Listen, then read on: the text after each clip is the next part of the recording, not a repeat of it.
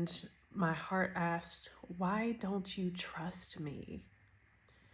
And that's when it finally dawned on me that certainty lies in the heart, not in the mind. I had a big breakthrough in my own healing journey about certainty, and that is that certainty lives in the heart, not in the mind. How did I figure this out? So, while I had been doing some affirmations in my meditations, and there has been a particular blockage I've been working on for a long time that I haven't been able to figure out. And I finally hit a tender spot while I was trying to do affirmations. And throughout my day, it started coming to the surface, and I started thinking, why do I have the need to control everything? Why can't I just be in a place of certainty and trust? I've been working on trust all year, and I sat down with it and started doing a little bit of coaching. And as I finally released the fear of needing to control everything and what it would be like to fully surrender into certainty and trust in the divine, as I was crying, I started feeling my third eye in so much pain. And in my coaching, I was asked to come into my heart space. This is important. As I was sitting in my heart space, I felt the spaciousness and just sat with that silence that was in there for a while. And my heart asked, "Why don't you trust me?" And that's when it finally dawned on me that certainty lies in the heart, not in the mind. And we talk about having our heart's desire, right? Well, if our desires are given to us by Creator, by Source, by the divine, it's given to us through our heart. And if Source, the divine, is trying to speak your truth to you and speaking truth, your heart's desires are truth.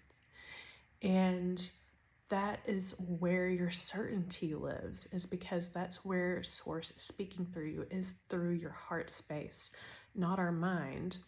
Our mind is actually there to serve the heart, not the other way around. We've been living in a society that, keeps us only in the mind and shoves the heart down. It's all about logic and separation rather than unity, love, and creativity. But actually, if we are following our heart, we're always guided to where we need to be because we're following our soul's desires, the desires that Source has given to you. And so if you actually think about this, when you look at society as a whole right now, this is our big problem right now, is that we have fallen out of our heart space so much because we have built a world around us that only gives credit to the mind. And I'm not saying that we abandon the mind at all. We need that too to navigate our 3D reality. But when we forget about the heart and callous the heart and do not live our lives in a place of love, compassion, and unity, then this is why you see so much violence, so much separation, so much loneliness, so much pain, and consumption as well. When we are in the heart, we are compassionate, we're empathetic, we are in creation, we create and are creative when we're in our hearts. And the logic is just the way in which we can actually bridge our heart's desires. So riddle me this, would you say that the key to the human's consciousness evolution, rather than being an evolution of the mind, is an evolution going to a heart-led consciousness where we return back to our heart's desires, return back to love, compassion, empathy, and creativity that is given to us from Source, then we can actually live in a world of peace, unity, and love, and still have our beautiful minds to help us navigate as we evolve along the way. If you're on mental overdrive right now, then I can guarantee you it is because of the world that we live in that asks us to stay out of our heart, out of our bodies, and only live up here all the time, consuming, analyzing, and trying to just push through each day rather than dropping back down into what actually makes us human and what makes us divine. The heart is incredible.